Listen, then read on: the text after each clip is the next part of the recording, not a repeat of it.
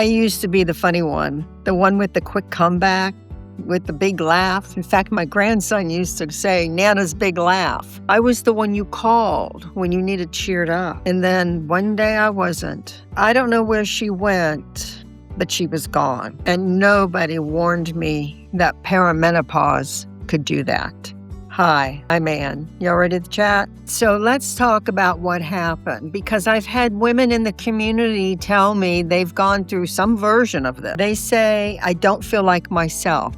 I don't feel confident like I used to. I feel anxious all the time and I don't know why. Any of this sound familiar to you? Here's what nobody puts on the perimenopause menu, and that is personality changes. Oh yes, they tell you about the weight gain, the hot flashes, the irregular sleep. They tell you all this, but personality changes? Somehow that doesn't come into the mix. They do not tell you that you might wake up one morning and not recognize yourself, that your sense of humor might go quiet, that your patience that you used to have has the shelf life of guacamole. And because nobody warns you, you start thinking, maybe this is how I am now. But let me tell you something. This is not who you are. I'll repeat it. This is not who you are. It's what estrogen depletion does to your brain, and that distinction changes everything. I want to share something personal because I think if you've been through this, you'll recognize it instantly. For me, it crept up slowly. I'd be in a conversation and suddenly not have anything to say. And, you know, I was in my early 40s when this happened. And believe me, for those 40 years, I had something to say. So this was the first shock. I started canceling plans, not because I was sad, but because I just didn't have the energy to be me anymore. Because let's face it, being yourself is like an internal flame, and I was running on fumes. And then came the perimenopause anxiety, and it wasn't about anything in particular. I just felt anxious all the time. I mean, I wasn't worried about anything in particular. I was worried about everything. And you just can't go through life that way. It is one of the most disorienting feelings in the world. Anyone else experience that? Then you know what I'm talking about. And I wasn't falling apart. I was just dimmer. It was something like somebody had turned my dial down and then lost the remote. And you know what the cruelest part was? It was, I was aware of all of this happening, which made it even worse. Stay with me because toward the end, I'm going to talk about the comeback, what you can do about all of this. Estrogen is not just a reproductive hormone. It's deeply connected to serotonin, and that's the I feel okay chemical. It's connected to dopamine, which is the I'm excited chemical. It affects your memory, your mood regulation, and your ability to handle stress. So when estrogen starts to fluctuate, and I don't mean disappear, I mean fluctuate in perimenopause, it's not your body just going haywire.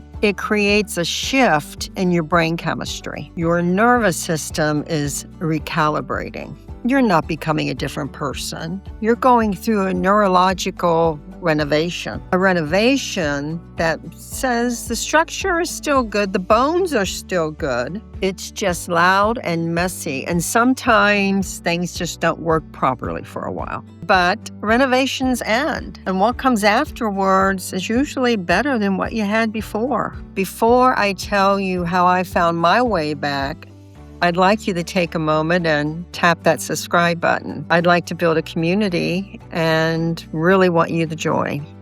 Thanks. Okay, here's what really worked for me. Not a miracle cure, not a supplement I'm trying to sell you. Just honest, real things that helped me turn back the dial. Number one, I stopped trying to perform my old self. This sounds counterintuitive, but hear me out. For a long time, I was killing myself trying to act like the woman I used to be, forcing the laugh, showing up for things when I had zero energy, pretending the fog wasn't there. The moment I stopped performing and rested, and I mean genuinely rested, I felt a shift. You know, you cannot renovate a house and try to live in it at full capacity. Give yourself the grace to be under construction. Number 2, I got really serious about sleep. I know everyone talks about sleep with perimenopause and menopause,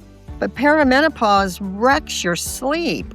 I mean, you wake up at 3 in the morning with your mind racing, and poor sleep is one of the primary drivers of brain fog and anxiety. I started treating my sleep like a non-negotiable appointment with myself. No screens after 9 and cooler rooms. And frankly, I didn't have overnight results, but over the weeks, the brain fog started to lift. Number 3, I moved my body more even when I didn't want to. And I didn't do it to lose weight or to look a certain way. I just wanted to remind my nervous system it was safe. Exercise is one of the most powerful tools you can use to stabilize mood. And it supports estrogen's exit strategy from your body. Now, I want to be clear. I was not out running a marathon. I was just doing some basic things. I would get on the elliptical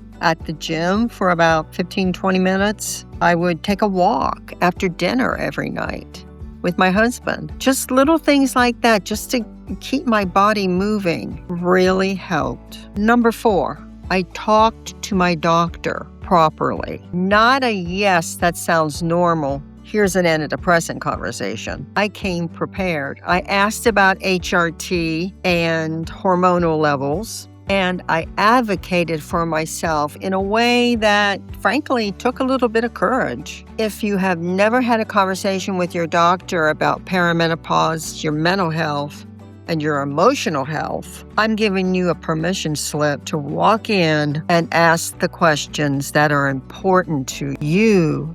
Deserve answers. Number 5, I found my people. Perimenopause can be the most isolating thing that could ever happen to you. You think you're all alone, and you tend to pull back from friends and family. You stop sharing.